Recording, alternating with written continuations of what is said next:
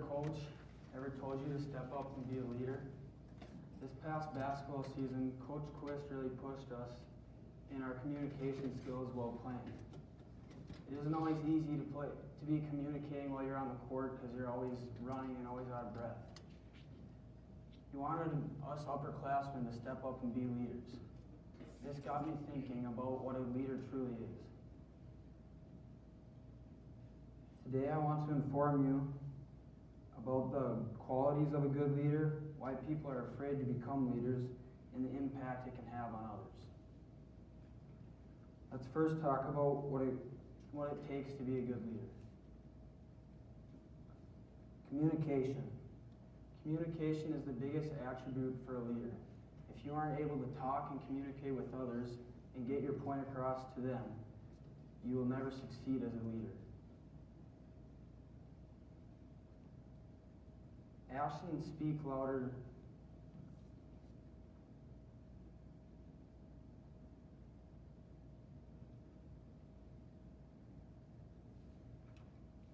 Actions speak louder than words. When being a leader, you need to demonstrate the proper actions, but also back it up with what you're saying.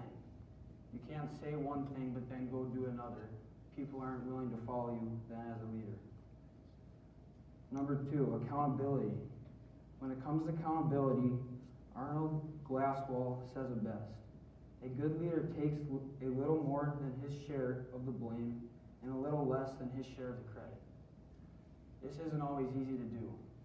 Nobody wants to take blame for something they didn't do, but a good leader knows to have his team's back and knows when he needs to give other people the glory for even if he has some success. And number 3, confidence. To be an effective leader, you have to believe in yourself before anyone else believes in you. If you're unsure of, no matter if you're fear or uncomfortable, you have to be confident in every situation to make sure your team will follow you as a leader. Now that you know some of the qualities of a good leader, let's go over why people are afraid to become leaders. The fear of failure. Nobody wants to fail, but it's something we all do. When a leader succeeds, that can sometimes go unknown. When a leader fails, you can be sure everyone will know. It's just how society works. It's unfortunate, but that's how it is. You have to take failure as a chance to learn new things. You can always get something good out of failure. Your mistakes will always turn into something good in the end if you just work through them. The second one, fear of criticism. People deal with criticism in different ways. In order to be a powerful leader, you can't let it affect you. Lolly DeSkull, in DeSkull's article, 7 Fears You Need to Overcome to Be an Effective Leader, she writes, facing criticism is a part of the territory of leadership. You don't have to let it bother you. In fact, you should be concerned if you never hear it, because that means you're probably playing it too safe.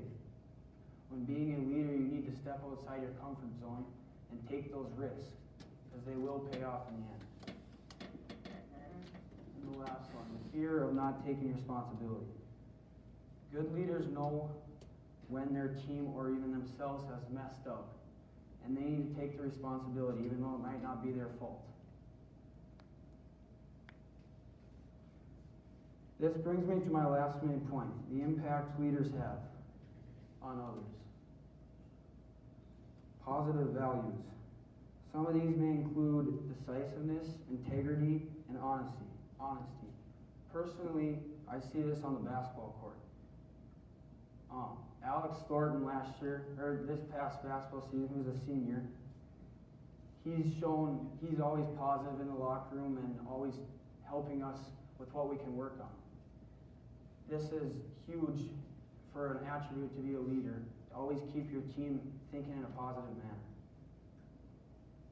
Increased trust. If you're going to be a leader, you need to have your team's trust. If you're saying one thing, but then you're not demonstrating that, your team will not trust you and no one's going to want to follow you. And better communication. As I said before, it comes up time and time again with a leader. Communication is key.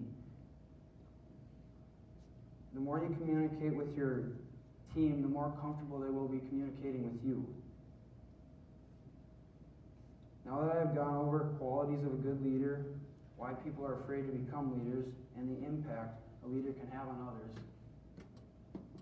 the next time someone asks you or tells you to step up and be a leader, I challenge you to take that challenge.